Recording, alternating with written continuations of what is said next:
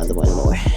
Riding in my feet. You really gotta see it. Hey. 6'2" in the compact. Compact. Look at the seats roll back. Niggas, we are here. No, for real. To the lady we saw at dinner last night.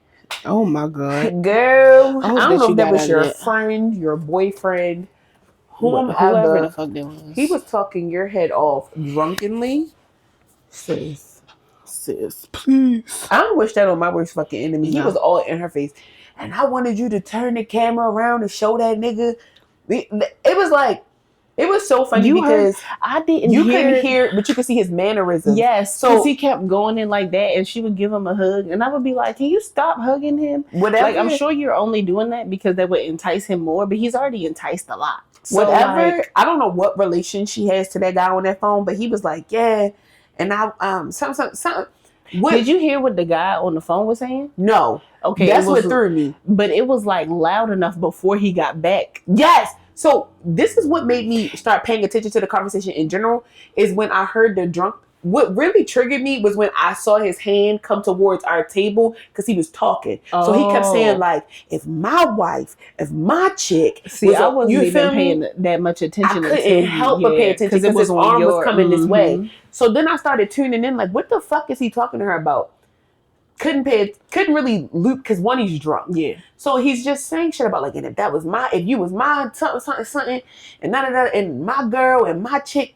I don't think they were dating or whatever. Yeah, no. But once she got on that phone and was still on the phone when he got back from that bathroom, she was over it. He was like, at first I thought the guy was on the phone might have been gay. He might still be, yeah. Because I was hearing the voice and I was just like, okay, there's a little twinge in it. Yeah. But when I saw him, I was like, yeah, that's a man. That's a man. That's more of a man than the man that's maybe he just got a little sensitive voice. A little sugar in the tank, ain't nothing wrong with that. A little feminine voice or something. I just heard that with his femininity, but like he was sitting across from talk about some, and he was not. And he was like, not fine. I should have had you turn the phone around so he could see something. And I'm just like, what the fuck is your drunk ass talking about? When he came back was hilarious. It's how I know because she was like, this went from this when he was away to this, and I was just like, yeah.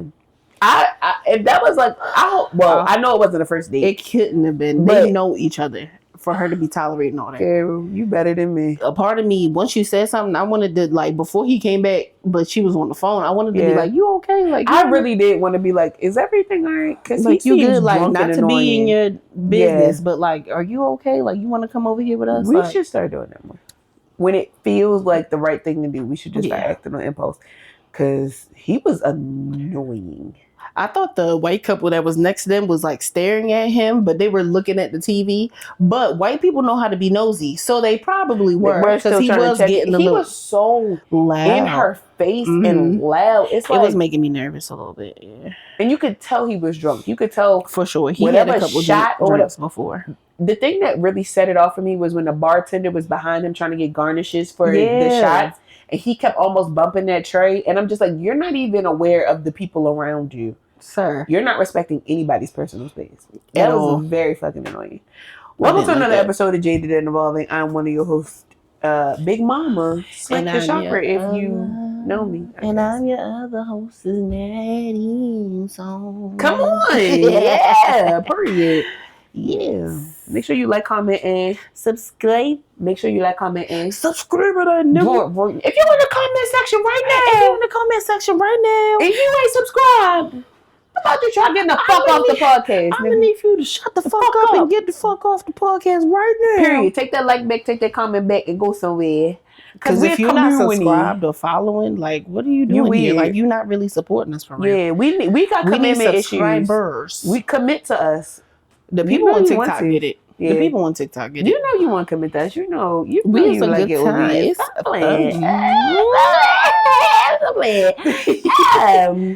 Speaking of us, stop playing. Y'all better stop playing because Bloomhouse Collective is closed now, but it was just open. If y'all follow us on Threads, which we've been telling y'all to do, we had open membership. We wanted people to come in, and y'all went crazy a little bit. 57 members in less than 30 days. Okay, if you can DM us proof that you have subscribed to us on YouTube or a streaming platform, and send and DM it to us on Instagram, we'll let you in. We'll give you the link. We'll do the next 20 people. Yeah, we'll do the next 20 people that way. I'm fucking with it. Speaking of getting in places, what's up with this book club, sis? Okay, so the link for the book club for the Audible link is in Beacons. The book club is going to be ran through Patreon. That's the only free thing that you can get from us on Patreon. Everything else you got to pay how much? $10. $10 for. But the book club will be ran through the Patreon, and that is free. I'm going to put the link into the Instagram channel, broadcast channel, whatever, so that everybody can, if they feel like, join. But the last poll that I put in there, ain't nobody respond, so I'm really not really fucking with y'all like that right now, except for one person, of course, because I always fuck with her. Because the next book we're reading is If Harriet Tubman. What happened? If Harriet Tubman did what? Hold on. If Harriet Tubman had a mixtape or something like that. If Harriet Tubman was alive. Tubman. You took a picture of it. I did? Oh, shit. Okay. I didn't even know. Hold on. We ain't. I thought you... Okay. Yes. Harriet Tubman, live in concert by Bob the Drag Queen. Yes. We're going to listen to that because Bob the Drag Queen is black. And it's Black History Month, nigga. No, and usually honestly, every Black History Month, I read black woman author because I want to really get in tune with how they write. I think last year, who did I do? Octavia? No, last year did Toni Morrison. No, that was the last year before last. Last year I did it starts with a O. It starts with a O. But yeah, I did her. I want to do Zora. Okay, Zora. I just want to do very prominent people, even though they say that their books are really hard to read. Oh, I did Octavia Butler. Yeah, I listened to Octavia Butler last year. Okay, I think this year I want to do Zora, but I just overall want to just listen to more black authors in general and just read more black books because there's nothing like the present right now in the time that we're in. Because if you want to hide something from a nigga, you put it in a book. You ain't finna hide nothing from me. I need all my senses. No, for real. And so I got to get back to reading. Whether it's audiobook, I have the Women of the Black Panthers book on my in my queue. Like, I'm not playing these games. That's not an Audible. I'm gonna have to read that. But I'm not playing. I need to get off social media because it's making me stressed and get back into reading. I feel that. So I'm just going to read whatever author, because if I give myself a set author, it's harder for me to, when I put something set in stone to an extent, when I know I got other shit that I want to read. Yeah. So I'm still finishing up Kennedy Ryan's Real right now, which is really good. Because you and Chaz were talking about that. Yes. Yeah. It's really good. But yes, I will put that book, I will put the picture that I have of it into the broadcast channel and then put the link for the Patreon in there too, so that y'all can all of these links are in the bio. So if you're like, I can't find it, go look at the link in the bio. It has everything. It says if it was Teflon, it literally says, if it was Teflon, you would go to that link in the bio. No, for real. It says Natty's Book Corner or Natty's Book Club. Literally, you can't miss it. And there's an Audible link. So what? Never mind. I'm not. And again, if you need the free PDF, because I want y'all to support black authors in fucking Black History Month. But if you need the PDF, hit me up because I can find it. I got you. Because right now money is funny for a lot of people. Libby, everything is on the Libby app. That should not be affecting your ability to educate yourself. And I got some stuff in the works. I will try to figure out how to do. Period. So, speaking of free stuff in the works, we are getting our merch in the works. Ours is in the mail, waiting for it to get here. Should be like the 13th through 16th. Our hoodies. Oh shit! Yeah. Make sure you guys are ordering the merch. We're gonna start sending out one piece of merch a month. We want to start doing that probably around like spring, because we want to work with a local distributor, somebody who can print for us. So we're still in the works for that. So if you're in the Patreon, you would get one piece of merch for sure. But we want to pick. Like one person who's just really been supporting the pod, really like, seeing things down. And we want to start sending out merch to if you're in the supporters. Patreon, you'll get a discount code. If you're in the Patreon, you'll get a discount code. Overall, we want to just choose one person from like our followers or somebody that we just notice that we just fuck with. Because I don't think that people incentivize their communities enough, and I think that that's the reason why people are so. Well, it doesn't feel like the people around me are supporting me. Well, are you actually for free sharing something with them? Like, can they trust you? Build rapport. I was saying this on Thursday the other day. Is that you have to build rapport with the people who support you. Just because they support you doesn't mean that you're owed anything from them. You have to actually give back to that community in order for the community to continue to give back to you. So that's our goal for this year, is to be more charitable with our community, because y'all deserve it. Especially those people like Kay, who have been showing up and showing out this entire time. Reposting everything that we do. I think that will be the first person that we send merch to, because not only have we developed a rapport with her, we developed a real friendship with her, and that strictly came from her supporting the podcast. We didn't go seeking Kay. We didn't do anything. Kay didn't even come seeking us. She's been very organic, very authentic with their communication, and we love her for it. So shout out to Kay.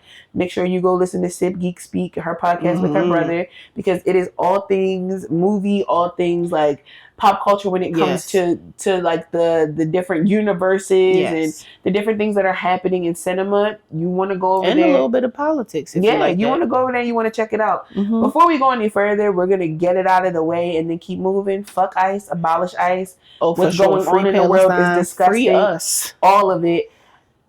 We're not silent because we're silent. We're silent because we're tired. We're the black folks that are taking a break. For real. Black women, we have decided to take this time off.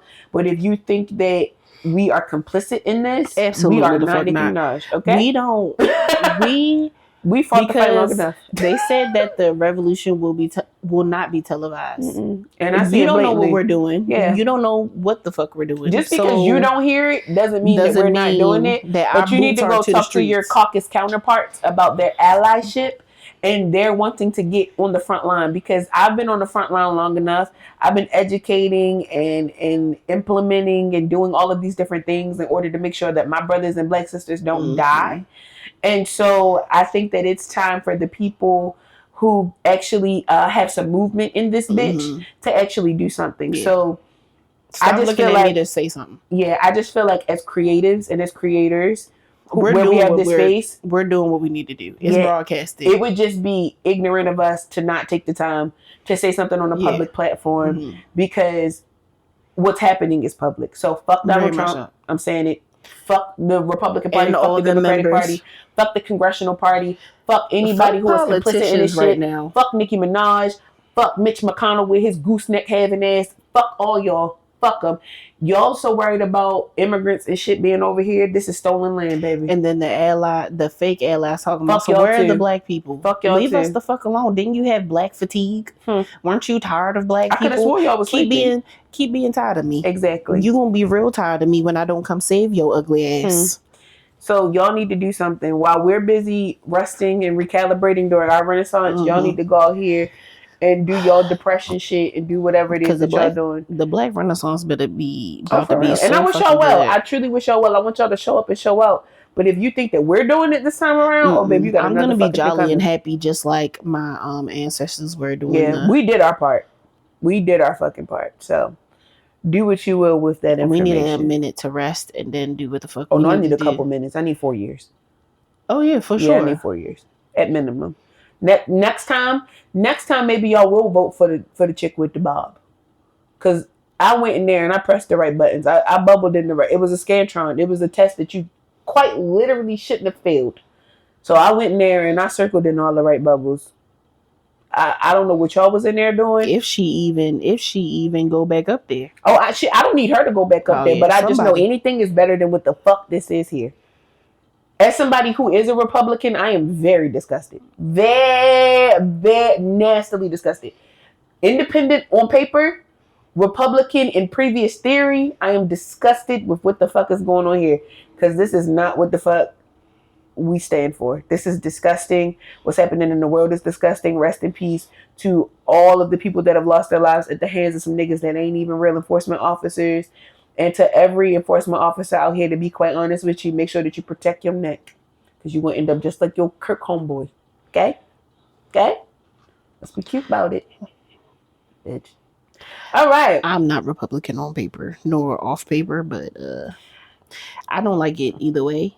I used to be like, I'm not a political person. I'm very aware that I'm part of politics. Yeah. That was only because of religious reasons before. Now I'm just like, I really don't fuck with none of this shit. Can we just come together as a community? Collective. You're very like you're like a communist in sense. And that's I think that's perfectly fine. And I would love and I find myself gravitating more towards that. I just need better community. I need people to be very serious about community when it comes to, because I saw very good placed community growing up. But that's old black Republican. That's what I try to get people to understand. Back in the way back days, back days, Black Republicans were the ones who were building these ecosystems that Black people were thriving in because education was few, far, and in between. Yes, and when so the Republican Party first started, when it was actually us. So that's where my mindset has stayed, and that's where my family has. That's going to be a part of what I research. Researching the Black Republican Party, not whatever this Republican bullshit is right now. Now, disgusting. What it should be and what it is. Two totally different things. I'm disgusted in politics in general. In general, yes. However, this shit. And leave the fucking weed alone. Yeah. Fuck. Yeah, I'm going back to buy my shit on the street. I ain't been to a dispensary in a while. No shade. However, if I can't goddamn 9%. If I can't fucking 12%. 12%? Yeah, it went from 9 to 12. Mm-hmm. Wow. If I can't fucking get my gun license, I'm getting back on my medical. Why wouldn't you be able to get a gun license? They don't let you do like both. They don't let you have. Why would you get the card? In this day and time, if I can't get my license, I don't know why I wouldn't. I was getting ready to say, let's not even put that in the ether. You can get that license. Like we just said, if a nigga with a coke habit can get a license, we learned last night that you don't even need a psych eval anymore. You just gotta get cleared. Actually. Yeah, you just gotta get cleared. Okay. Now that we've depressed you enough, let's lighten it back up. Yeah, we were talking the other day about reality TV and just like where are the role models? Not even us being the role models, but the way that I think about reality TV and the way reality TV really works is that that's not really reality. No. So like when I think about the Kardashians, when I think about Love and Hip Hop, their shit is scripted. There's nothing relatable in that reality. Where there are like content creators out here that I've seen. For instance, now this is I like the ones with 9 to 5s. A crazy analogy, but I would prefer for people like E. Kane to have a reality show than Love and Hip Hop. Yeah. Because that is a reality that a lot of people can relate to. Having a shit ass baby daddy, having multiple, children with this man and going through these things. He's not even just her baby daddy no more. They're married. I think they're married, yeah. And so, but she's also an actuary. Like she's going to school for mathematics. She's getting really good grades. She takes really good care of her kids. And so as she's growing and now she has her bipolar diagnoses, she's growing in this space. Yeah. I think that if people were to give these kind of people a platform and to end up on the same spaces like Zeus, where they don't want people to see that. They just want people to see the fighting and the petty drama instead of real life drama. That bothers me. I would love to see more like weed cultivators have like, for instance, there's a show about moonshining, like moonshiners. I would love to see you feel me, like on the back end of cannabis, like what they go through as cultivators. That's the type of reality TV I feel like more people will watch. Sadly, I would watch people make meth too. I'm okay with that. You know what I'm not okay with? I'm not okay with like, what was it, Duck Dynasty? I don't need to see a bunch of white people doing all this shit. And then all black people, we get seen as like violent or wanting to be a rapper, wanting to be a singer, wanting to have 40-inch bust ups. That's not everybody's reality. That's not our reality. Or even, I'll take it a step further. This esoteric, always meditating and always doing this other. I don't meditate like that. Yeah, I personally just don't think that these are things. I didn't meditate when I first got into my spiritual journey. I would love to see more creators get reality shows. Jules LeBron and how she's going through her transition and how she was talking the other day about how she's cash poor because she bought an apartment building and she literally all of her relatives live in this one apartment building. So I would rather be cash poor knowing that I own an apartment building and everybody has a roof over their head. I want to know about the struggles and strikes of that. I don't give a fuck about Ray J. And first of all, real quick, apparently Ray J only has a couple months to live. I will bring that back. He's going to Haiti and streaming it, and it's just like, why you gotta do that? So remember we had an episode that says Ray J knows too much. He knows too fucking much. Maybe they trying to kill Ray J off. He's going the Left Eye Lopez route, but like you're streaming it in real time. Left Eye like recorded it, and I feel like she had way more sense than Ray J. But I'm just like, I wonder he trying to do that. Left Eye knew. What does Ray J know? But Ray J knows about Whitney Houston. But does anybody know what the fuck that note that she handed to Brandy said? I want to know because she passed it to somebody else. The person that grabbed it, they know what the fuck it said. And somebody said that they know what it says. Ooh. Like they try to say they know what it says. Where's but I'm like, that I don't on reality TV? Like that's what I want to see. This is what I want to see. What? Because when it comes to black people and like very wealthy, high white people, they don't want anything to be known. At the end of the day, white people are. You so busy telling me everything else. Tell me the shit that I want to know. Because are we surprised? No, I think never. Yeah. We're not surprised. Even with finding out about what I told y'all yesterday about the Epstein files and shit, I'm not shocked. Y'all are disgusting. I'm not saying I'm okay with it to the point where I've accepted it, but I'm okay with it because I expected I'm not a nothing sniper, else. So I can't take you out. But I wish somebody would. Allegedly. I can't expect anything better from white people. I can't.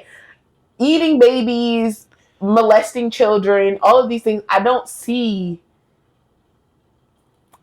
This is your norm.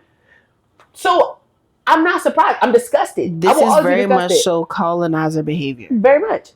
So I get it together. That's how I see it. I just see it as getting it together. Y'all are gross. I think that disgusting ass people. I think that the idea of perfectionism, because we were talking about this today and we were talking about it the other day. I think the idea of perfectionism is what's fucking up other creators from getting the views and stuff that they deserve because it feels like you have to be like this type of person in order to get the attention or not even just views and shit. And it's like, I need more relatable people. I can't think of...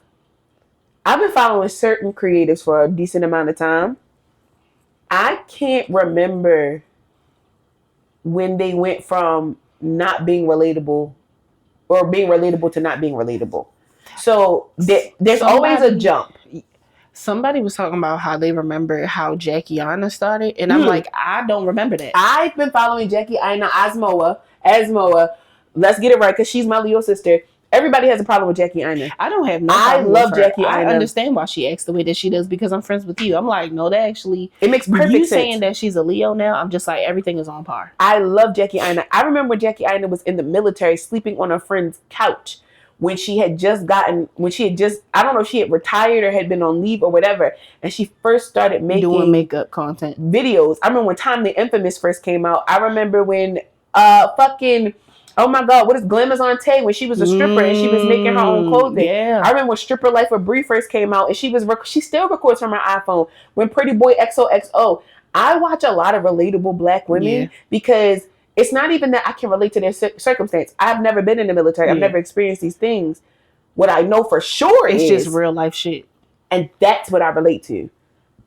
I can relate to doing my makeup in the living room. I've gotten back into watching vlogging. Yeah. And sometimes when I first started watching it, I was just like, I want to see people doing the things that I want to do. But now I'm just like, no, I need to see you doing shit that's like... I do. Yeah. That I do. I need you.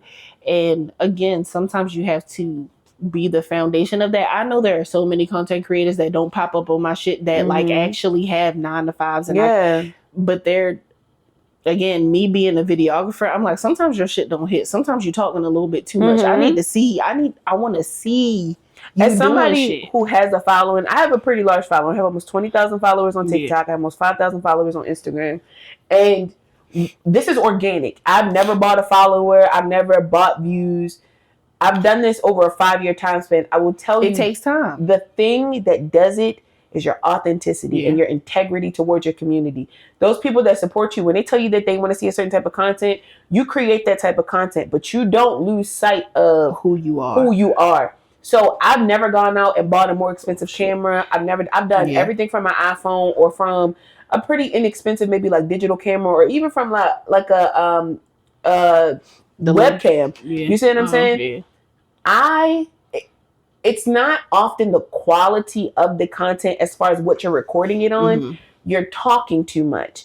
Stop explaining yourself. If I could give you the top 3 tips to change your content creation right now, stop explaining yourself. When you first start a video, start it with a 3-second hook and keep going. Yeah. Not, hey, this is your girl, such and such and such and such. Unless that's something you say in every fucking thing that you do, shut the fuck up. For instance, I'll use Grits and Eggs podcast. When Grits and Eggs podcast, because I've been listening to them for a pretty decent amount of time, or even Learn Lionel. In every episode of Grits and Eggs podcast, it comes on and he says Grits and Eggs podcast. Like it's a flow of everything you do. Big Ice Cup. Those things start to stick in your head, right? Welcome back to another episode of Late Night With. Like that cadence is what people catch on to. For instance, when we come on here, welcome to another episode of Jaded and Evolving. I'm your host. Y'all get used to that. The affirmation at the end of the show, you get used to that. Nobody gives a fuck who you are. Nobody gives a fuck about your backstory. Stop explaining yourself.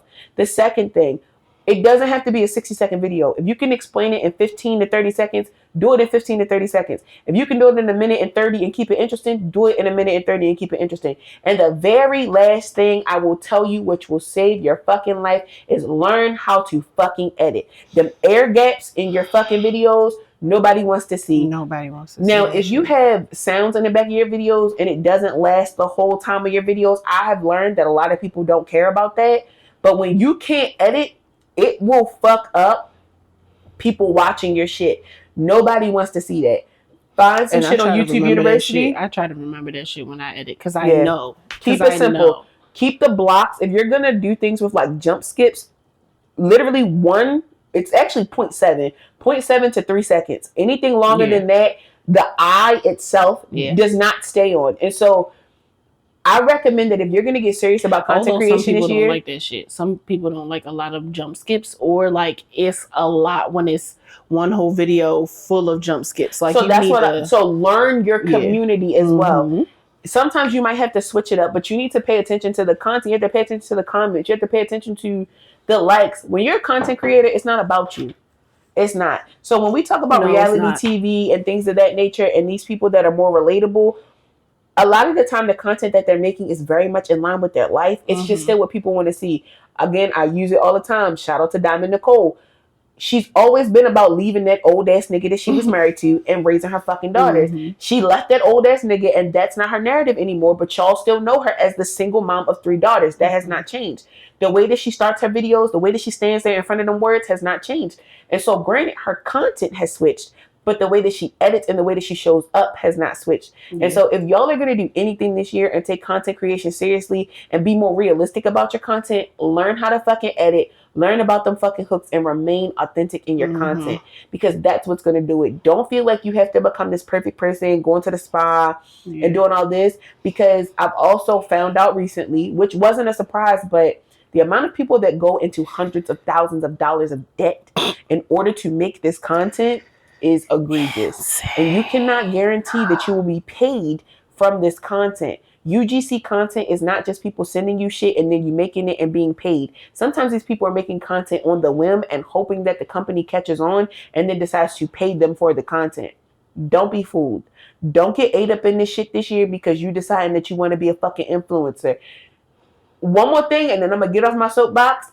Also understand, if you're not the type of bitch that's got influence, maybe you're not an influencer. Maybe you were easily influenced. And if you were easily influenced, you don't need to be trying to teach anybody how to do nothing. Create content in the realm of what you know and stop trying to influence people to do something. There's a difference between an influencer and a content creator. And if you don't know the difference in that, do your research. And if you still need help, come holler at me. But we're not doing that this year. This whole idea behind perfectionism, and you're also caught up in Zeus Network and the baddies and everything the fuck else. I get it. If you work your ass off and you're a decent fucking individual that's got your shit in order and that's how you decompress, I'm not talking to you. But who I'm talking to is your shit ain't in order and you too busy focused on the bitch who her shit ain't in order. And you just like the bitch because she got a baddie chain. Let's focus. That's why I had to give up on reality TV shows. I used to be in that Bad Girls Club. I love the hip hop. Used to hate Bad Girls Club was my shit. And when they had Monique going there for the Charm School. Charm School, Flavor of Love, Charm School, Flavor of Love, Bad Girls Club, For the Love of New York, For the Love of New York, Chance at Love, or whatever that was, For the Love of Ray J.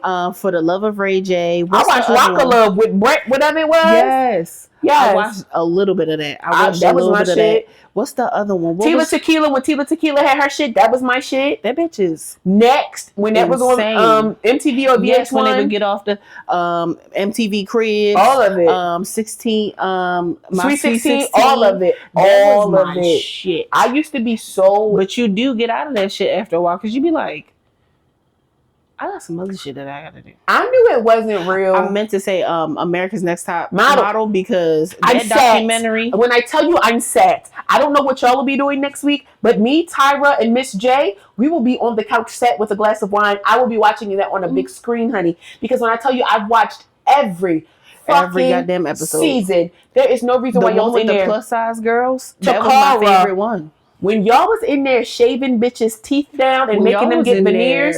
When y'all was in there fat shaming girls, that wasn't no bigger than maybe a little bit of a cotton swab. If y'all bitches don't know what a go-see outfit is, don't talk to me.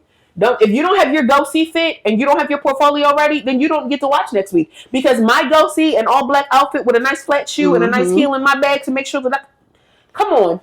And some bitches wasn't even getting to their go-sees. See, y'all wasn't in reality TV like I was. I was in the trenches. We need go-see outfits. Yeah, we have go-see outfits. We do have go-sees. We have their jumpsuits. We have multiple go-sees if you think about it.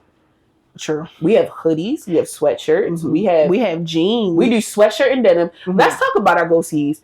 Usually for shows, all black. We either do all black or sweatshirt and denim. Yes. That's quick for that. When we're doing in-person appearances, we usually go all black. All black. Yeah. All black jumpsuit or all black leggings with the top. And then if we have to go, we have to show up somewhere, we go show colors, purple and green. Yeah. Have a go-see. Yeah. Have a go-see, honey.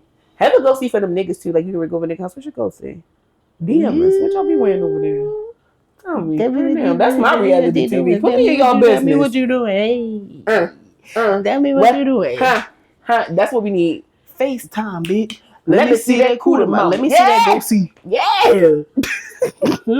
All right, time for Nettie's Nook. I was trying to look up the goddamn. I'm gonna just do a typewriter because I was trying to look up the sound and I couldn't find it. I couldn't find it. They didn't have it on YouTube, And then I Googled it. I still couldn't find it. They fired. It is okay to leave people that aren't taking care of you in the way that they initially agreed and not to feel bad about it. Nigga. Talk about it. It's something about, it ties into relationships, friendships, family as well. When these people aren't showing up for you, and it could also be like, you realize you're not showing up for people in the way that you're supposed to. But if somebody isn't showing up for you in the way that you need them to, and they literally agreed to these things, y'all talked, had communication, and you're just like, I agree to do this, or in passing, you're just like, you've let your boundaries be known, and those boundaries, just like that, your boundaries are being overstepped, or somebody isn't showing up for you in the way that you need them to. When y'all are like that, it's okay to let them go. Separate yourself. And of course, you're gonna feel bad about it at first because it's like, damn, that's my ace boo coon or whoever the fuck it is. But things move on. With growth comes leaving people behind and not being so connected to certain people anymore. And I live for that.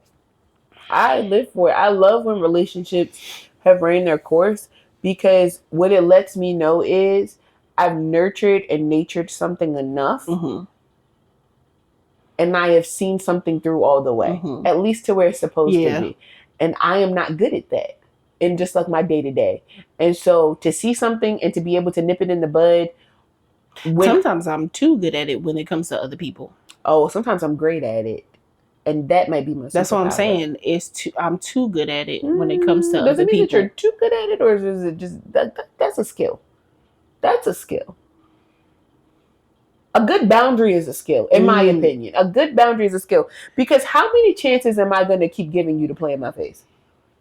Yeah. How many is too many? Because The first time you play in my face, I'm going to call that a mistake, especially if we've never had a conversation about it. The second time you do it, it feels intentional. Fuck you. True. Yeah. So you should be too good You should be too good at it. You should actually be great at it. Yeah. That should actually be something you put on your resume. When you haven't... Strong boundaries. You've given people that grace. Because sometimes you don't even get that first chance. You just cut off. Why do I need to give you more than one chance? Also, because the minor things that somebody has been doing in your life could have been inconveniencing you enough to a point where you're like, if it's going to be this inconvenient now, imagine how grandiose the inconvenience will be in the future. And so let me stop. Let me just stop. It's okay. I've had that thought about certain things. Let me just stop. I've had that thought about certain things. I'm like, is this worth dealing with? No. Anytime you got to question once I start questioning things, ain't that what they say? Usually, when you got to question it, the answer is either like yes, ended, or no, fuck it. Like, right.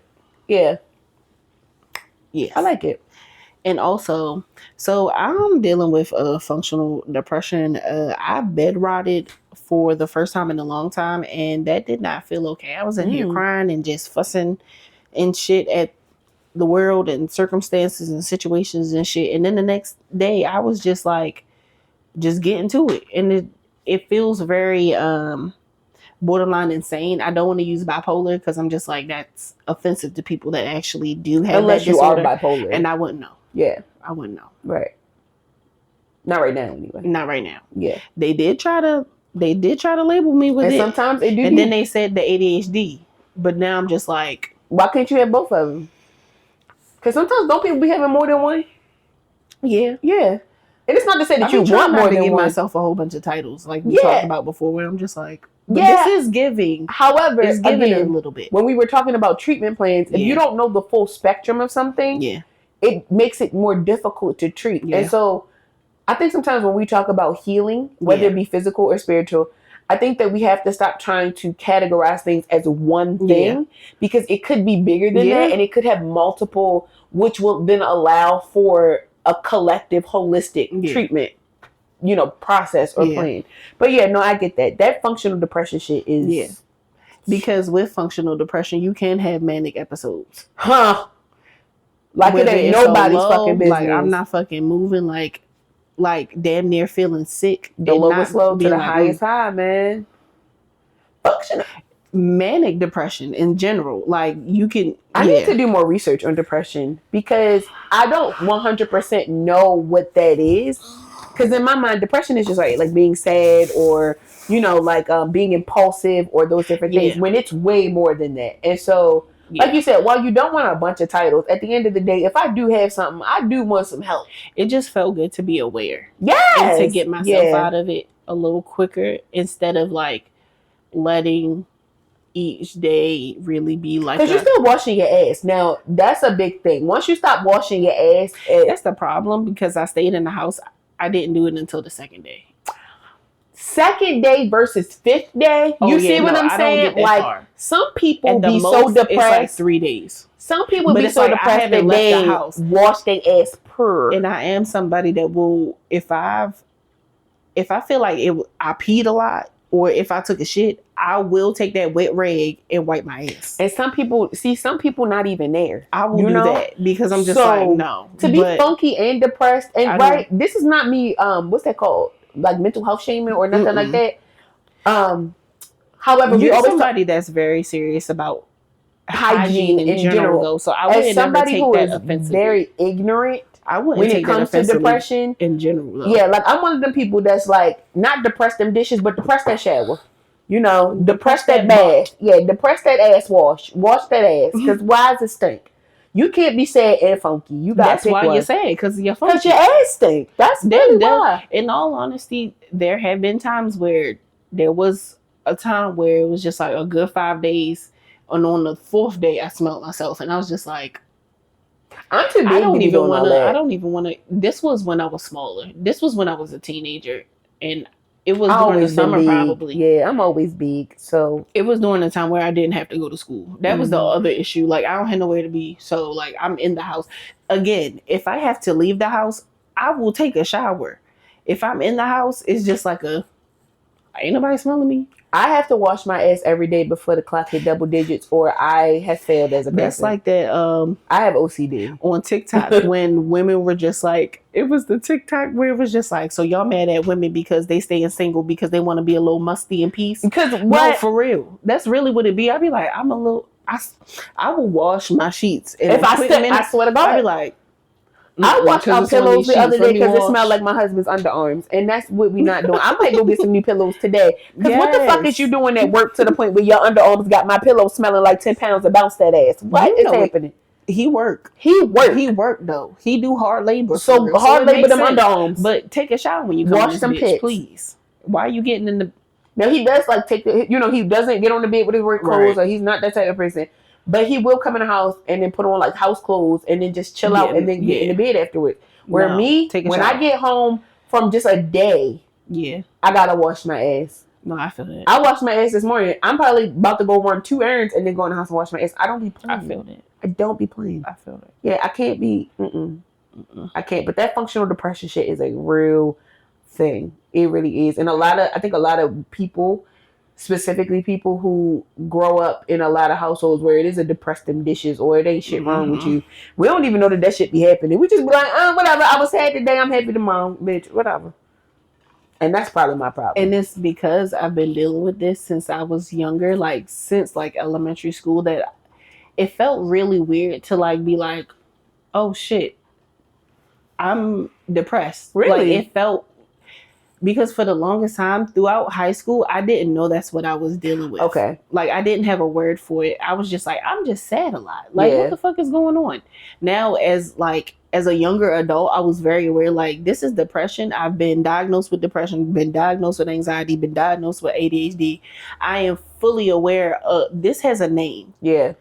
This is something that I deal with. I am not. Right. This is just something that I deal with because I don't want to take that on as my whole personality anymore. Yeah. So in this moment where I was in the bed, where I didn't talk to anybody, which is a whole nother thing where I'm just like, is it depression or do I need this? Because now I'm thinking about that, like specifically for Black women. Our functional depression, when we finally get to a point where we can't function in it anymore, feels more like burnout. Yeah. And that's what I'm saying. That's why I was able to get out of it, because I feel like I really just needed that one day to really be like, yo, you. So is it depression or is it depression? It's depression. Let me look it up, because I think I'm very ignorant to what the actual like understanding of what depression is. Usually when you have that. When I was younger, depression is when you have that feeling and it lasts longer than a week. Serious mood disorder that causes persistent feelings of sadness, loss of interest, and changes in mood, thinking, eating, and sleeping, lasting for at least 2 weeks. Yeah, I don't get depressed. It was getting to that. That's why I'm just like, that Monday was like the peak of. So that's what I'm saying. I think it's burnout. Again, I am the type of person where I have to burn out about. I ain't been to work. Your nervous system is the thing. And I think that more people need to be aware of the fact that we, again, speaking as a Black woman to other Black women, we function in our depression, yes. But that be bouts of like 2-3 years. Yeah. We be in it, right? Yeah.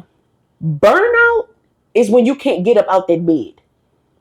Because in my mind, when I hear functional depression, function. So I can still go cook me a meal. Yeah. I can still go. Now, is there a disruption in it? Yeah. Yes. But I'm still doing it. When I don't get the fuck out my bed, that's burnout. That's not depression. I'm not depressed. I'm not depressed. There's no change in my mood. This is one mood. It's not about to say, I'm not sad. I am fatigued, nigga. I am crying because I'm not even sad. I don't even know what I'm feeling. It ain't nothing to feel. Yeah.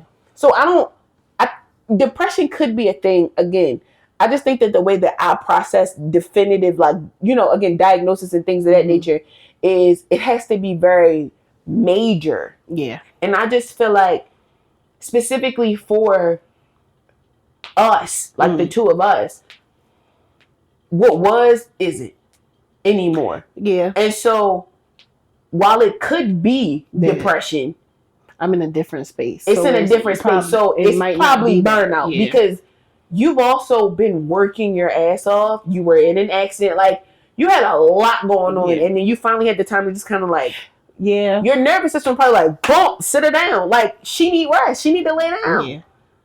So it might, again, it could have been depression. But what I'm hearing is burnout. And I go through burnout once a quarter. And it did feel like, damn, about time that you lay the fuck down. Because you got up afterwards and got straight to it. That's why I'm like, is it really depression or was that like, I'm sleepy? Yeah. You know how babies, like, when they don't get enough sleep, they start flailing their fucking arms and everything just feel like, I can't even drink out this fucking sippy cup because I haven't slept. And it's like, no, for real. So I haven't been sleeping. And so I think that like late, like I think that's a thing. Yeah, I don't think it's depression. I really think we be burnt. Babies, they get burnt out quick. Their little nervous system only functions they only like got so much body, right? So we got a lot more body. Like they don't know what the fuck is exactly. And so we're at this grown ass age, forgetting that there was a time where we was fighting naps and shit. We don't get time for naps, because, and so you've probably been fighting nap time for 3 weeks. I have. 3-4 weeks. And so when nap time finally came and you couldn't deny the nap, you just got sad because it was like, damn, I got a nap. You feel me? And so when you woke up from the nap, you was like, damn, I just needed a nap. Damn, let me find out. A whole damn day nap. Because you're older. And so an hour for a baby is something. When you're 30 years old, you need a day. Because usually you work Monday through Friday, right? Yeah. You ripping and running. Saturday you probably running errands. Sunday probably be your only rest day. But then you meal preparation for the week. That's whatever, really you feel me? Day, then you go to the gym and you doing this. Like nobody talks about how we have to integrate so much into our life. And then we decided to go the route of like smoking weed, so that already does something to your nervous system. Yeah. By the time it's all said and done, nigga, I'm sleepy. Yeah. I'm sleepy. And I'm so sleepy I'm crying about it because I want to go to sleep, but I'm fighting to sleep because I can find something else to do right now. Yeah, nigga. Yeah. We just babies. We just big ass babies, and we need more naps. And y'all took them from us. And fuck y'all, nigga. When I go back to work, I'm gonna take a nap during my lunch. You need to get one of them little dog beds, the big adult dog, and put it under your desk, girl, or put it in the corner of your office for real. I'm about to order one. I shit you not. Once I started making that little pile on the floor. Yeah, I want one for in here. Ain't no space for that shit. I took that motherfucking lunch break and laid on that motherfucking floor when I had that, whatever the fuck I had. Once I get these clothes from out, I can put it under the bed. Yeah, for real. Yeah. Man, you gonna fuck them up with that one. I'm gonna fuck them up with that one. Because sometimes I don't want to be in the bed. I really want to be like in this area with the TV. Comfy, man. I don't want to sit in this. I need a comfier desk chair. She could come get this chair for real and get a nice little jump just like a futon. Put it right here so it can go up and down. Yeah. Nigga. She done fucked them up with that though. No, for real. For real. Mm-hmm. Do y'all be depressed or y'all just be burnt out? Now that we've had this discussion, what do y'all think? Do y'all think it's a matter of you being depressed? Are you depressed or are you burnt out? Because it's not to say that the two can't be intertwined. Yeah. However, sometimes I think that because we're so used to being depressed, it's easier to claim depression and what we're experiencing when it could be something else. It could be burnout, right? We've been in survival mode for so long that our body is like, I'm tired. And I think the one reason I don't want to call it burnout is because, you know me, I be fighting so hard against getting burnt out that I do it anyway. Yeah. That I get burnt out anyway. Sometimes we just gotta accept the burn, man. Shit is fucking annoying, bro. Especially as an adult. Because it's like, I'm trying to live my life. I don't have time. I really don't have time to be burnt out. And then your body goes, okay, you can either be burnt out now or I could kill you. So which one do you want? I can give you a heart attack. Because I could depress you. I could burn you out and give you your 24 hours, or I could sit you down for 2 weeks. Which one do you want? And I can sit you down forever. I could kill you. Because that depression could cause you to want to. I could really shut down your renal system right now off of GP. I don't think we really pay attention to. I'll say our this, body and then I'll get off of it. Shut it down. The way that our nervous system controls a lot of what we do, one anxiety attack could kill you. One panic attack could kill you. One moment of depression and you like hyperventilating through some moments of sadness could shut your lungs down and kill you. And so when your body starts telling you like, hey bitch, sit the fuck down. Sit down. Go sit down. Especially if you smoking them fucking sativas. If you find that your nervous system is like really out of whack, like hyperactive, please look at the terpenes that you smoking. That terpinolene is no fucking joke. Between terpinolene, pinene, and carfilene, like those, and that limonene blend. If you don't have something to offset that, and them hybrids, like a pretty decent amount of myrcene or linalool, you're smoking very sativa dominant hybrids, and it's probably fucking your nervous system up. I can't do terpenolin at all especially if you are a caffeinated person like me. A bitch. I don't even. My body is caffeinated. I don't need caffeine to. And a caffeine makes me sleepy. It does make you sleepy. Where my pupils get dilated, and I be ready to put batteries on my nipples and like jumpstart my life. Like, let's do that. So it like really like check all that shit. Like really look at your personal treatment plan. Look at the way, like look at your rest. Look at what you're eating. Look at those things. And I think we talk about this often about like checking in with yourself. But this really is that reminder to like today. That's you're real listening self-care to this, for real. Really get a notebook, get a piece of paper. To yourself. Yeah, get off your phone. Don't do it on your phone. Really get a piece of paper, and I want you to give yourself like a personal doctor's appointment. How does my body feel? What aches right now? When was the last time I had a headache? When was the last time I cried? Take your socks off. Yes. Put your feet flat on the ground. Wiggle each body part. Yeah. Like examine like from your feet. Like wiggle them shits. Do any of my toes hurt? The bottom of my soles hurt? Does my calf hurt? Does my shin hurt? Does my thigh? Does my knee? My bad. I skipped the knee because we all know we got knee problems. We all got knee problems. I was testing my knees out the other day. You know I got to do my monthly knee tester. Does your knees hurt? Does your thigh hurt? Does your hips hurt? Does your pelvic hurt? Does your stomach hurt? Your gut, your bowels going? That's who I need to talk to. The stomach doctor. Yeah. I am gonna go back and see a bariatric surgeon. Go see all the specialists. If you have insurance, I'm so sorry to the non-insured people. Yeah. But if you got insurance and you have like a little copay, like not a $30 copay. No, a $30 copay. If you could. If it's not the full amount of the doctor's visit, if you gotta sometimes sub out the 3-5 for the copay. You gonna have to go a week without smoking, nigga. Go see. If your toes fall off, what you gonna do? If one day you in the shower and your whole coochie fall out your body, what you gonna do? Well, all you had to do was get the $35 to make sure your coochie stay in your body. No, for real. Do you want an anal prolapse? I know you don't. Go to the butt doctor. Stop playing. Go to the fucking dentist. If you need help with a copay, DM me. No, for honestly, if you need help with a copay, DM me. And it's something that I can pay either over the phone or online. No, for real. I ain't saying I got a bunch of money. Give me the login for your shit because I got a little something. $50 to $100 for a copay. For real, I can help 1 or 2 people out on some real shit. I could really, especially if you're in Maryland, because I don't know how this goes state to state. But I know for sure if you were in the Maryland area and they talking about something, it's a $25, $35, $45, $50 copay. Please let me know. Because 1 or 2 people, I could really help out. Same. I got the money for that. I could probably help 3. Yeah. No, for real. It's just me. Yeah. I can help 3 DM us. For real. You know what? That's our mutual aid. Yeah. I was just thinking about like, how can I help in this mutual aid sense? Because I don't have like a physical dollar or like, but I can help with the copay because I have need pads. Let me know. If you need tampons, let me know. If you need, honestly, anything that you could get on HSA for real. If you need pain medicine, like some Tylenol or something, if the baby need diapers, like sometimes there are things where I'm not saying that we are 100%, like we got all of this bread. We can help a few people. But there are a couple people where like, if you're really down and out, don't come up here asking me for no money, for no weed, no food. I promise you. Nothing like that. Cause I'm not buying you DoorDash and it's food in your house, bitch. I'm not getting you no seafood bowl. But if you need like some oral gel because you don't have the money to get to the dentist right now, say something. No, for or real. If the dentist is talking about it's a $75 copay, let me know. Girl, DM me. DM us. And I will call the dentist office and I will pay that $75 over the phone. Stop playing. Because one thing we don't need is more of us dying. Nigga. Because we not paying attention to the reset that our body needs. Yes. Which in turn is killing us. They already don't listen to us enough as is.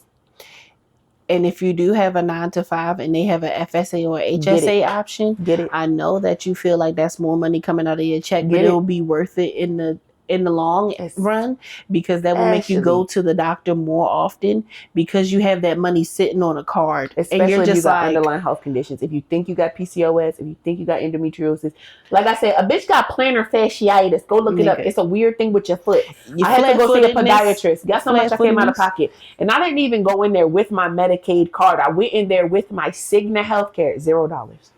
I didn't even have a copay, $0 because it's covered by my health insurance. I could have 1 podiatry consultation a year for free. Look at your insurance. Cigna. Yeah, look at your insurance. I used to hate Cigna. If I would have known that shit. Look at your insurance. Damn. I be on Cigna website. I got a list of shit. I'm trying to figure out how to get a penectomy, the thing where they take the fat, the apron belly. If you lose a certain amount of weight, it's covered by your insurance. As long as it's giving you like through bariatric. No, if you lose a certain amount of weight and then because for instance you lose a bunch of weight drooping, and you get like yeast underneath it or starts itching or making you uncomfortable, you can go get it's called a penectomy or something like that, and they literally cut off the fat part of your body, and that's why I'm going back to the bariatric surgeon because I had bariatric surgery in 2018. If I had to have a revision done as somebody, it's 10 years. As somebody who doesn't want to go under the knife, if I go get another test and they tell me my hypothyroidism has not fixed itself, I'm going back under the knife. I already told you. Because you have no choice. You heard it here first. I'm going back under the knife. So next year, if I got a big head and a little body, just know I'm trying to adjust, okay? You got more head than she. You heard it here first. Because I went and got that thyroid check not too long ago, and them numbers is not looking copacetic. They talk about a GLP-1. I said, baby, I'll let y'all cut my stomach open again before I shoot myself up with that motherfucking needle every week. I think they checked mine. Mine was okay. I'm gonna get them. You know what? Alar is gonna. Because shout out to B, and then we'll move on to the topics. She has an Oura Ring. Oura Ring is $75 for you to have a full panel workup of everything through Quest Diagnostics. I did not know that. And she's in, I think, Dallas. So when you I'm gonna have to go to LabCorp for a lot. Yes, if you got a lot of y'all, please look at what your insurance covers if you have insurance. I did not know that. And if you have state insurance, a lot of this shit is covered, my nigga. A lot of it. Covered. I went and got 14 teeth pulled. I didn't pay shit. They gave me gauze and everything. And then I went back and had some more shit done. No copay. I do owe. Which is weird. I have better insurance than you and I'm paying for this shit. Don't make no goddamn sense. I got Virginia insurance though too. I have Medicaid through Maryland, but my Cigna is through whatever my job is. And my job is in Virginia. And so, yeah. I'm gonna move to Virginia. Y'all. Well, just start working through Virginia. I don't need the tax process is nasty because I pay taxes in both states. But I don't need real advice, but if y'all could move anywhere and work out of any state, what state would y'all work out of? Because I'm trying to figure this out. Texas, black people thrive in Texas, black people thrive in Seattle, Washington, and black people I can't even hold it. Thrive in the Carolinas. They thrive in them Carolinas. When you coming from another state and you're a transplant in the Carolinas, because most times they work remote, the Carolinas, your money stretches farther in them areas. Louisiana, the Carolinas, and Texas. If you work from another state, and nasty work. And the only reason why I know is because I got a transplant friend in each of them states doing nasty numbers. I was about to say you have to have a different address because once you live in Louisiana, you ain't making shit. They doing nasty numbers with money. You ain't making shit once you have that address there. But if you work remote with a different from DC in the Carolinas making buku, she making $85,000 living nasty down there. It's just her. My homegirl, again, we know she was in Philly, moved down to Texas, doing nasty numbers with $90K a year. And then I got 3 people who I know moved from Maryland over to the Midwest, and they doing crazy fucking numbers. And usually the Midwest costs more to live. Yeah. They doing nasty number with Maryland jobs. So, absolutely. I don't know what the insurance looks like on them sides, or what the doctors are in that area. But that's the main reason why I won't leave Maryland either, because it's really good healthcare. I was about to say, I need to, because if I move to a different state, I have to unless you come back. Nobody plans on getting an abortion, but if I have to get an abortion, I'm not trying to deal with all that other bullshit. Don't move down south. So, yeah. I'm gonna say, in my opinion, Maryland is the best state to live in. I don't care. I have seen other states. I feel like up north in general. Maryland is the best state to live in. The food better, the people pretty, except for the crackheads, they got some teeth missing. It's jumping over here. We close to DC. I think that's the only hang up. But even the junkies be considerate sometimes. Yeah, I think the only hang up is that we're this close to DC. And also, because when you're not from here, it's kind of, you don't even have to know each other, but when you're from here, it's very it's like that buddy system, like that. Is dummy, we really is fucking we is dummy. We are very aware of when somebody's not from here, because I'd be like, you ain't been here long enough. If you ain't been here over 10, 15 years, I'm very aware. I saw a lady on TikTok the other day that was just a rite of passage in Baltimore is knowing how to pick crabs. I'm like, girl, shut your ass up because really you can't be from here. A rite of passage. You learn how to pick crabs when you a baby. A rite of passage is knowing how to parallel park and not taking somebody fucking parking spot during the fucking snow. That's it. Now that's a rite of passage. Learn how to pick a crab. We can teach you that. Bitch. We could teach you that. My aunts and uncles had to get taught by my mom and my dad when I was younger to pick crabs. Y'all let me know what y'all be talking about sometimes. Like, shut the fuck up. Literally. We let you know what the fuck the rite of passage is, bitch. And that's it. That's all. But y'all really should come visit in Baltimore. Come see us. Okay, let's get into these topics. Stop making us side with the men. I saw this and I had to screenshot it because I became so irritated. Mm-hmm. Y'all should never make me agree with a man. No. So I'm going to just read the thread. The first thing I say is going to be the guy. The second conversation is going to be the girl. After the blank, we were yapping. Let's meet here Friday at 8 p.m. No problem at all. And okay, I'll be there. Hey, Sasha, looking forward to seeing you tonight before this ice storm. Hey, Anthony, good morning. I haven't heard from you in 2. What happened? Nothing happened. I focused more on one person rather than texting. Oh, okay, I see. In person. Mm-hmm. Oh, okay, I see. It doesn't seem like we align in the communication department, which is a priority for me. I appreciate the interest, but I'm no longer interested. Girl, shut up. I'm not going to lie. This made me reevaluate my communication style and come to terms with the fact that I don't need to talk to somebody every day. No. Like, I know you've told me that like several times, but I'm just like, yeah, I don't. No. Why? I don't need to talk to you that much until we're actually like in a relationship. I don't even want to talk to you like that either. There are like every other day. I talk to my husband when I see him in person. Yeah. We don't talk the entire time he's at work. I'm okay with that. I also don't like people. You also live with him. Even when we didn't live together, I don't like people like that. I don't need to know where you are every 35 seconds. I don't need to know what you're doing. Because to be quite honest with you, we probably do about the same thing. You go to work, you come home, you eat your shit. I don't care. Text me when something's interesting. Maybe something good happened. Share that with me. But if we're just going day to day, if you don't say good morning, the most I'm going to think is you got hit by a bus. That's true. I'm just going to text you and be like, hey, just trying to make sure you're not dead. And we're going about our day. That's fair. Yeah, it pisses me off, I think, because nowadays I feel like it's a keeping tabs thing rather than a means of communication. So if somebody says I'm more focused on talking to you in person, it's because I don't know you that well. And so I could gap with you all day via text. And then what we want to talk about when I see you in person. So when I see you. I did have somebody tell me that before. So maybe I don't want to talk to you Tuesday, Wednesday, Thursday. But when I see you on Friday, girl, I'm running through the week with you. I have had somebody tell me that before where they were just like, I'm going to hold on to this because I want to tell you about it in person. I want us to have something to talk about in person. And I was just like, oh, fuck because sometimes that, again, I'm already on my phone all day, social media wise. My job probably requires me to be on my phone. I don't want to do that. Yeah. I want to sit across from the table. Last night when we went to dinner, we literally put our phones on and our time was the way that we was laughing, crying. Heckling. That needs to happen. And you can't do that if a person has been talking to you constantly, because now I'm running out of shit to talk about. Now I'm just pulling shit out my ass.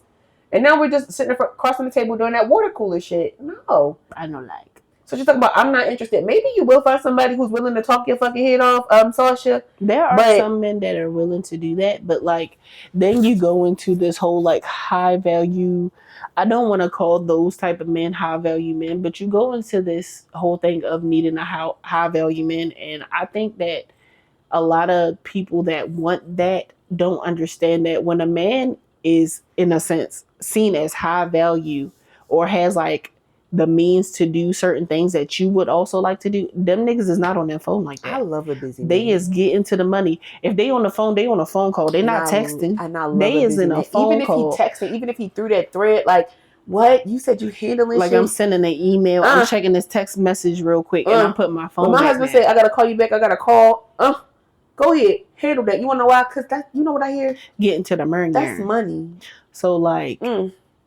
Y'all know how much I love money. I'm coming to terms with the fact that it doesn't have to be like a consistent thing. It can be like a poke in, poke out type of thing. We can talk every other day or every 2 days, and I'm okay with that. Fine. Yeah, every 2 days.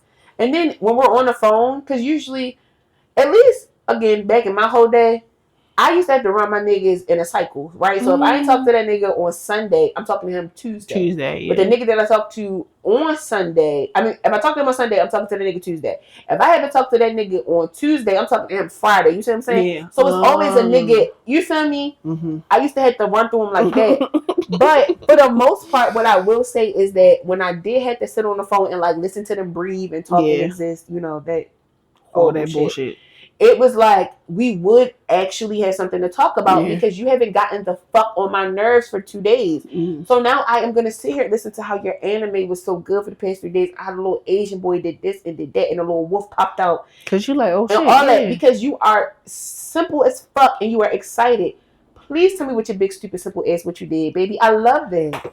Talk to me. I love big stupid niggas. For sure. I love big stupid niggas. Big stupid niggas when they excited about something and that like that little innocence in them come out. And I was in the house and I cooked this thing and I'm like, show me what your big stupid ass. What you had?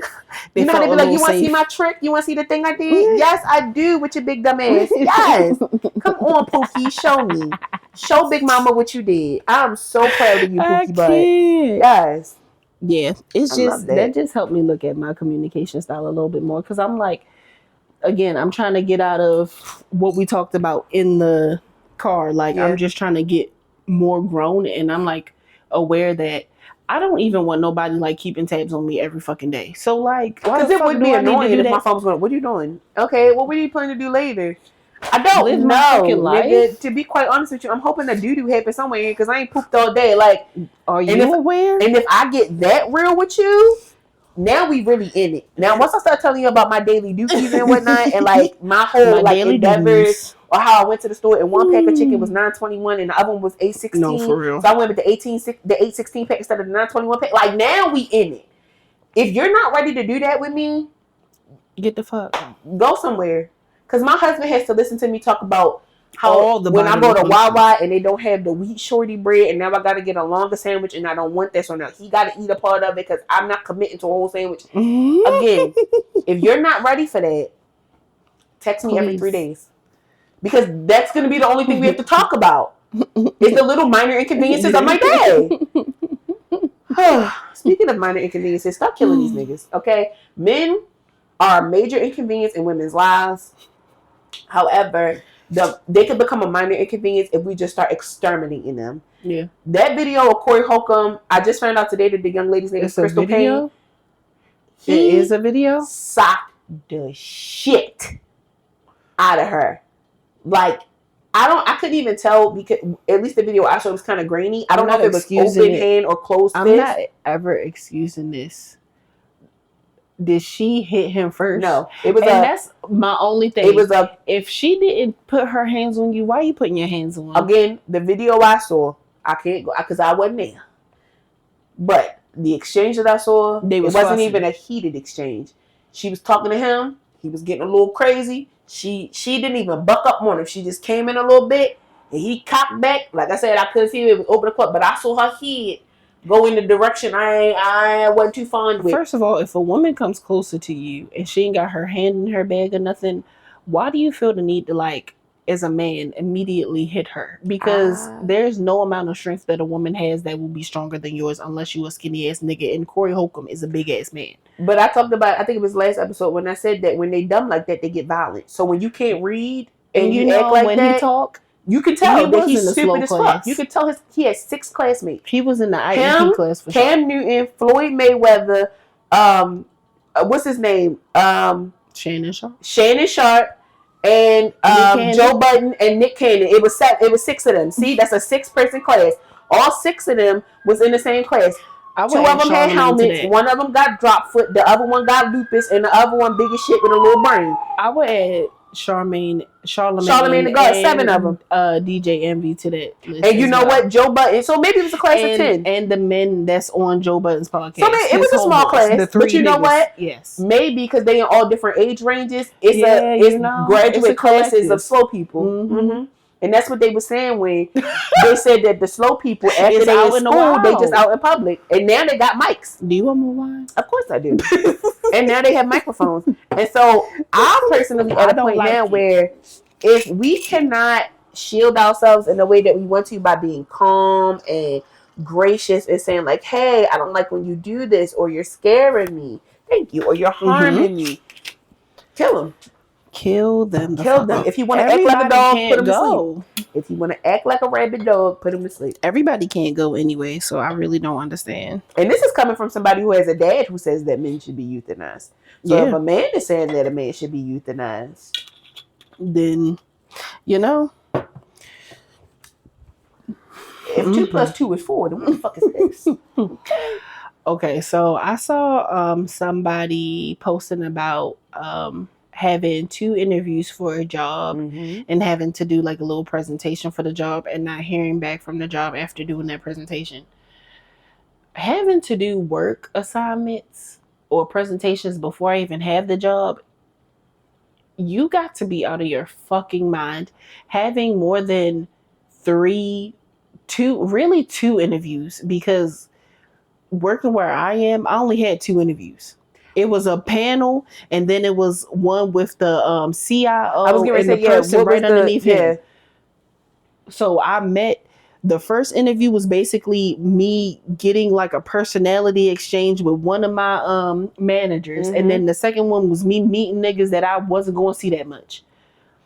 Why the fuck do it? I don't fucking know. And I feel like at my job, once you get that second interview, you basically in. It's really like a let's get to know you, see who's on our team. Really, it's not like this is a defining factor. Because I'm just like that shit was so fucking unreal. I had 2 interviews, but I had to meet with the company that was hiring me, and then I had to meet with the actual company I would be working for. And so that was the difference. But then when I moved over to the company, that wasn't even an interview. They was just like, hey, they like you a lot. They want to keep you. And I was like, well, I was hoping that they would, because I like working here. So, yeah, having to do a presentation and then you ghost me, I'm going to be, what should have been an employee, I'm going to be a workplace shooter. I just feel like you should start sending people invoices for that. Like, I have a copy of the work that I did for y'all that y'all probably using. And I'm also like, I'm just gonna show up the first day and I'm gonna be like, listen, I did a work assignment for y'all and I don't know who the fuck I'm playing with. I think maybe y'all had just forgot to send me my start date. So I was like, shit, Monday gotta be the best day to start. So I just figured I would come on here. Cause y'all got me fucked up. There are so many jobs that just ghost people. Somebody said that they had just gotten a rejection from a job that they put in like a year or 5 ago. Yep, I saw that. You ghosted me for how long? I saw that. I remember getting ghosted by a job, and then a company, like a temp agency, reached out to me about a job, and then the job had reached out to me to like interview for them. And when I saw what the job was, I was like, "Oh, bitch! I remember applying directly for y'all, and y'all told me fuck me. Absolutely not. You're trying to give me lower pay. You're trying to do just recently a job that I interviewed for, and I had an I bodied that interview, and they still didn't go with me. Reached out to me the other day wanting me to apply. Kiss my ass. I'm not applying again. I already did an interview. I'm not doing this with y'all again. First of all, I really wanted to work for that company, which really pissed me off. But it was just the fact that I think I know which one you talking about. The restoration place. It was remember I went to the interview after work. Not the sweets place. That was scary. I was getting ready to be walking into I was getting ready to walk into the same situation just with a different job. I thought you were gonna go with the basically the job where you would be working with companies that process like marijuana and stuff. That job. Oh no, I wanted that job too. They ghosted me, but I found out that they were going under. They don't even do what they do anymore. So I guess that kind of worked out. Yeah.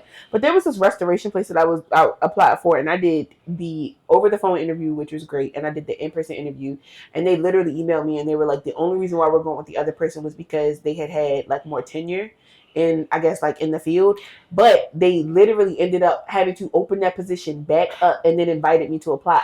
To be honest, people with more tenure is very ageist, but they come in there. Older people come into a job with the knowledge that they've had from the previous job, which may have been 10 to 15 plus years of just that. Right. So it's very hard for them to learn new things. That's why you need to hop jobs to jobs. Yeah, so with you not having as much tenure, first of all, that means you don't have to pay me as much as you had to pay that other person. I am going to ask for it. I think that might have been the other thing too. I am going to ask for it, but you could have been like, let me just give you this $75K. And then I would have been like, bitch. I didn't even, and the crazy part about it, I didn't even ask for 75. I asked for 68. Being kind from where I was coming from. They asking for less than that, then damn. Girl, they was trying to offer me like 55. I was like, bitch. Are y'all 55 is just enough for me to live? Are y'all alright? That's an insult. 5,000. Somebody said if you could get a 5,000 a month, would you be okay? And I'm feeling like if that's after tax, I would be totally fine. Because when y'all be talking about that, I'm thinking after tax? No, nigga, I would not be okay. I make that now. I make almost 5K now before tax. I literally make a little bit over 5K before tax. I make a little over 48. And I don't even want to talk about what I bring home. And I don't have nothing coming out of my checking number, just insurance and a 401k and the HSA and the FSA and the HSA. And y'all don't give a fuck about me. Fuck y'all. Speaking of fuck y'all, a list of brands and businesses I want shut down. It's siren smoke time. Yes. I was looking the other day at some businesses and I was like, all the businesses that's shutting down, for instance, where's Rainforest Cafe? Why is Rainforest Cafe not open, but the Shade Room is still open? I had my middle school graduation dinner there. So, like, granted, the two have nothing to do with each other, but you know how beneficial the Rainforest Cafe was? The Shade Room doesn't benefit anybody. A whole bunch of shit because I didn't know shit about shit that was going on in there. The Shade Room, it would make me go home and research. You see what I'm saying? So, shut down the Shade Room. Spiritual word. Yeah. There's nothing spiritual about that. Shut it down. Zeus Network. I don't like his face. It's something about that man that owned that thing. The tall man. He looked a mongoose in the face. Y'all know what I'm talking about. I don't like him. Shut it down. Anything associated with a Kardashian. I ain't never tried to skims on. It ain't nothing skim about me. Shut it down. The fact that people always say that we need to not buy shit from Skims, but then turn around and like are always promoting it really like bothers me. When I could just go online and get me something. I can get a dupe. She ain't got a dupe. A black woman probably got a dupe somewhere. She has a dupe for Lululemon. And Lululemon? I'm about to start ordering straight from the Asians. And pay the tariff on it my fucking self. AliExpress. Huh. And express the alley out of it. You better. Meta. Because what? This is when I knew that I wanted Meta and defunded. TikTok for real. Meta pissed me off when they came out with them glasses. And what do I need that for? What do I need that for? You can pay if you have FSA. I don't want you to pay for them. I don't want you to buy them, but you can get them because you can get prescribed ones. You can get your prescription and put it in the glasses. Mm-hmm. But what do I need that for? Now, content creators, I do like when they be, I don't like that actually. I don't like the first person feel. I like the first person feel when I know it's coming from a phone. Mm-hmm. I can tell the difference between it being at your eyes and you holding your phone. The only person I like to do it is, I think his name is Noeem, the guy that he can eat everything. That motherfucker put all that food away. The bus driver, he the only one I like that do that. It's a white guy that like travels to different places and he does the same shit too. And that only time it's okay is when you doing like mukbangs and stuff like that. If it's you walking around doing shit, he got kids and shit. All I know is that you gotta tell somebody like, "Hey, I'm recording from my glasses." Yeah. Is that okay? I don't like that. I don't like that. But when y'all just eating this shit, because I don't like me a mukbang. I ain't even gonna hold you. But I do like when they go in the store and they be like talking to the people and they be looking around and they be showing the menu and shit. I like that. The only reason I say I like it with the hand is because I'm well aware of people using gimbals. And a gimbal makes it stable for when you are walking. That up and down from you walking and you bopping makes me nauseous. I ain't never seen nobody bop with their head like that. They neck loose. If you doing it like that. I can tell like when they're walking, like it's kind of like up and down, like subtle. I don't like it. It makes me nauseous. The only people that I have been, and I think that's why I only like maybe 3 or 4 creators that do it because I don't see that with them. And some people be like, this and they hold their head. Squirrel, bitch. I don't know if they just holding their head real still or like securing their neck, but it don't be a lot of bopping with them. But I know what the fuck you talking about. Where it feel like they in like a fish tank or something. Like, what the fuck is you doing? It makes me very. And lastly, Notion. The reason why I don't fuck with Notion is because. Just give me a list. I used to love Notion. Just give me a list. You put all the pictures in there. I like how it looks, but I can't keep it. I'm overwhelmed. give me a to-do list. I want to click it off. CRM systems stress me out. I don't have it. Like, I have a CRM system for my job, but it is a spreadsheet that we all share. We've tried to use CRMs. We have a CRM where we put like notes in the system, but we still every meeting.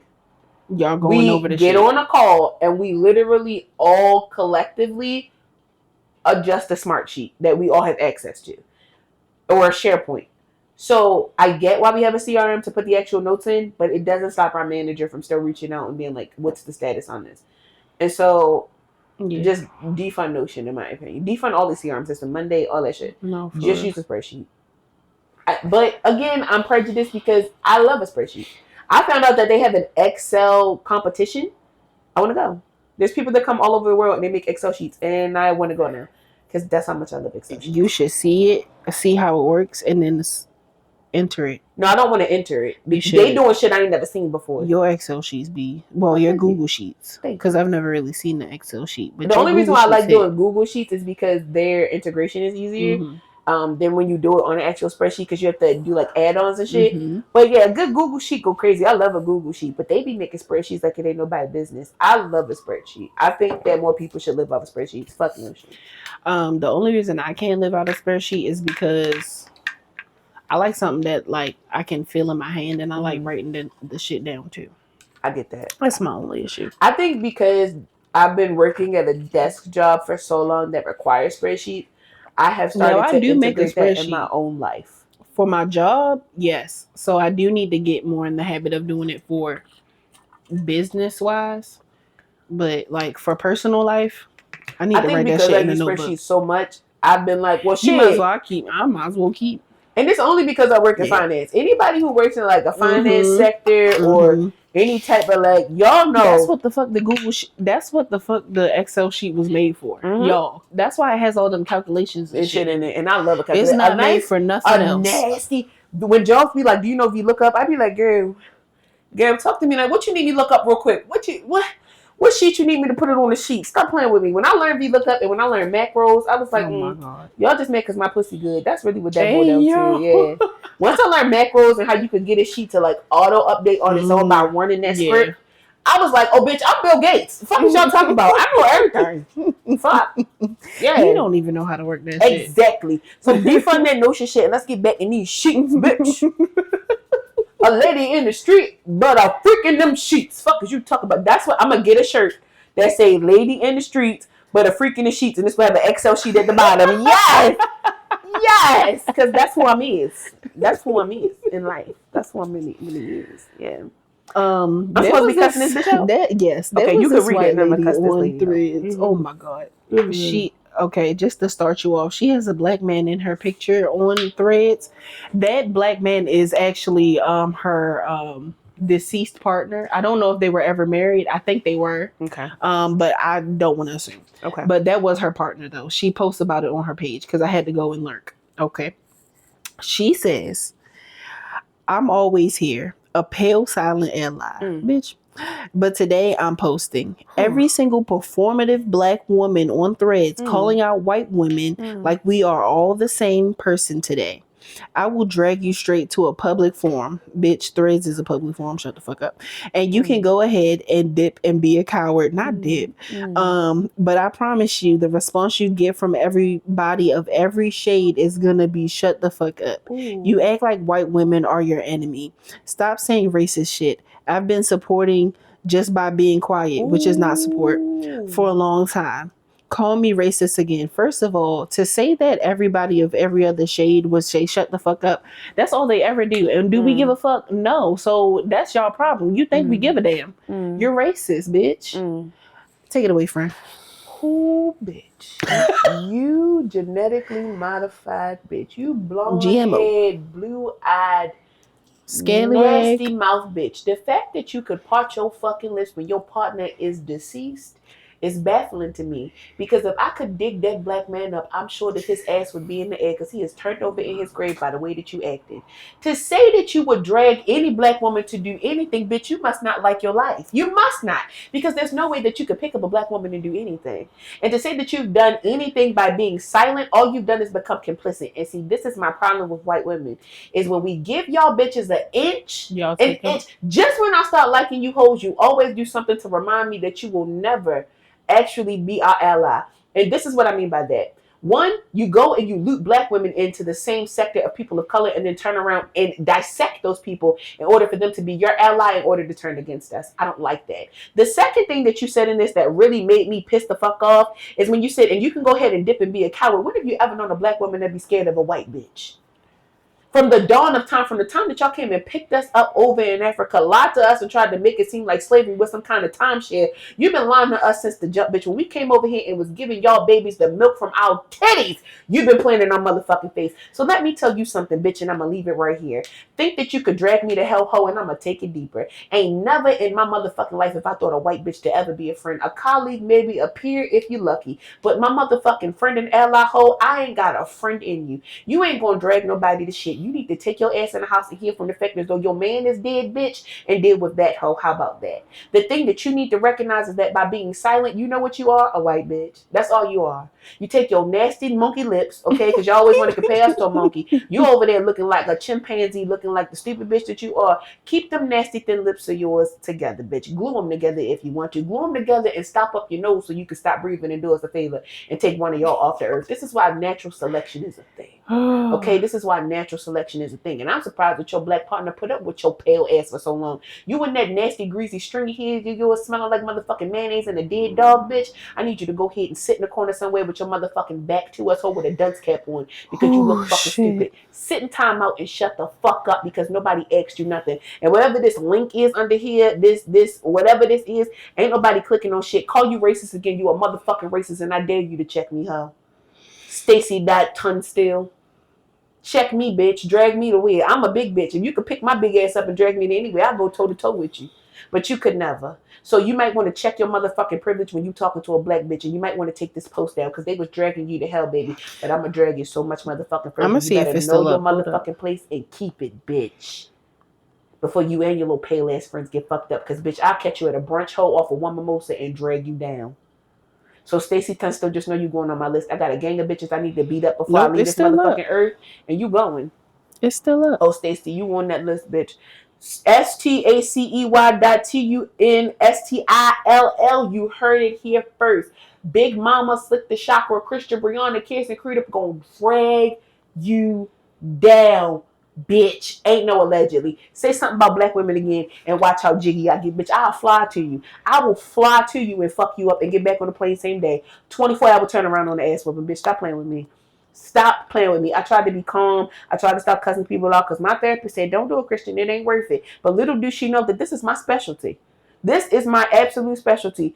I honestly believe that if Trick Daddy, Jill Scott, and now that I know that Yonty Tia exists, if all three of them got together and had a threesome type baby, it would be me. Bitch, you better play with that nasty roast beef lip pussy before you come over here and play with a black woman. Bitch, you better play with something safe. You better like your life and shut your mouth. Because if you know what's good for you, bitch, I'll drag this hoe to hell. I will comment on your page every day. Day 1 until I whoop your ass. Day 2 until I whip that ass. Day 3 until I whip that ass. Day 4 until you whip that ass. And one day I'm just going to catch you lacking, bitch. One day God is just going to happen to just link us up in the same time zone. And I'm going to be walking down the street and I'm going to remember that face from your motherfucking Abby, bitch. And I'm going to take my coat off so eloquently, ask my friend to hold it, and I'm going to jump on your back like a spider monkey, bitch. And I'm going to record you to hell. Actually, no. I'm going to just let that be in my memory. Into the sewer where the Ninja Turtles and fucking Master Splinter is, ho, and we just going to have a time.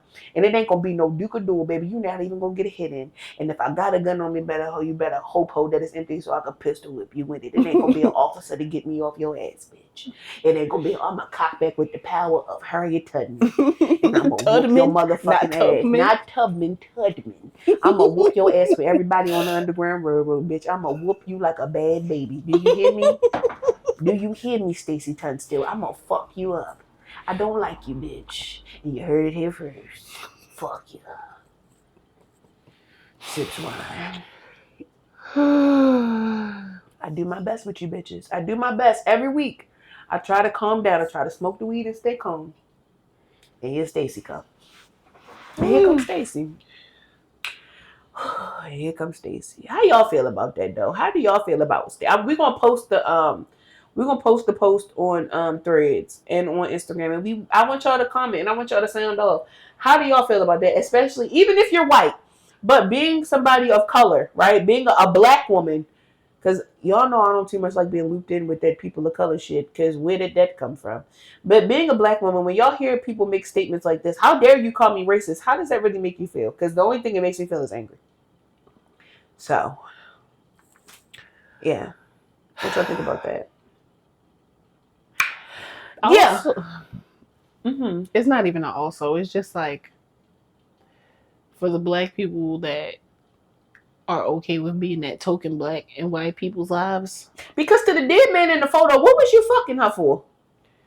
That's probably why you died, because you got that white pussy on your dick and it killed you. That's what it was. The white the white pussy juice ate through your dick and got in your nervous system, and it just shot it and it killed you. She might have killed him because he looked healthy. He did. I'm telling you, white women drain the life out of black men. I was like, right when I saw that picture, I was like, she killed him. It only works when black women marry white men who actually love black women.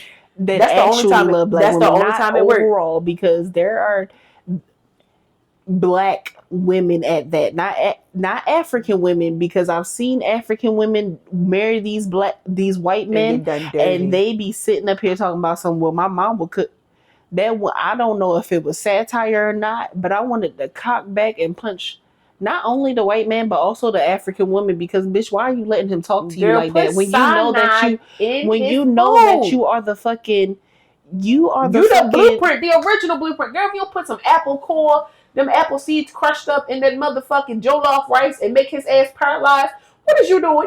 And stop making 2 fucking meals. Stop making them so comfortable. If he don't like spice, I don't know what to tell you. Fuck he come over there for? He knew that you could cook. He knew that you were gonna cook. So why is he trying? He was betting on your ass cooking. Why is you sitting up here making 2 meals? Why is you asking her to make a grilled cheese and you know that she don't know nothing about a grill or a cheese? Sitting up here making her making whole red snappers, jollof rice, and you asking for some fucking and you spaghetti. Talking about can I have a casserole? You can have a pasty ass in the corner and eat your mayonnaise sandwich and shut up. you ugly bitch. I gotta turn my back. You gonna have this goddamn casserole pan in your goddamn face playing with me. And anyway playing with me, and you wouldn't play with me because I wouldn't. I'm not marrying no white man. Black till the day I die. Happy Black History Month, ho. This is for the niggas. Strictly for the niggas. This is for the niggas. The real niggas. Yeah, period. Mm-hmm. Let's kick off your shoes. And we really blessed y'all this week with a long ass episode. I was gonna say, should we cut this in half? But we kept going. Don't say I don't love y'all. Because apparently I don't. Because I definitely was trying to cut this shit short. But it's okay. It's okay. We got the wine going and everything. No, for real. It's 2:18, nigga. Right. All right. Okay. Affirm. I can start. Yeah. God grant me the serenity to accept the things that I cannot change. The courage to change the things that I can. And the wisdom to know the difference. Show me how good life can get and prepare me for the goodness. Ashe. This has been another episode, y'all. If y'all stay with us this long, you have no choice but to subscribe. We are your baby mother's favorite podcast. Your favorite baby mother's podcast. Because we know y'all got like 2 or 3 of them. And for the men that be listening to this, y'all know y'all love us. Stop playing. Y'all know y'all like 2 big bitches who be running their mouth. Y'all know. I'm only certain about one person that loves us that listens to our podcast, and that's Rashad. Oh, for real. I love you too, Rashad. And if don't nobody else, twin. And if don't no other men love us, why? Why? Answer it right now. Because we be cussing y'all out. Y'all know y'all like that. Your mother used to cuss you out back in the day. And you like it reminds you like your big ass mama. Yeah, you like me because I'm shaped like your big ass mama. You like black crazy pig. No, you do it. Get the fuck off my line.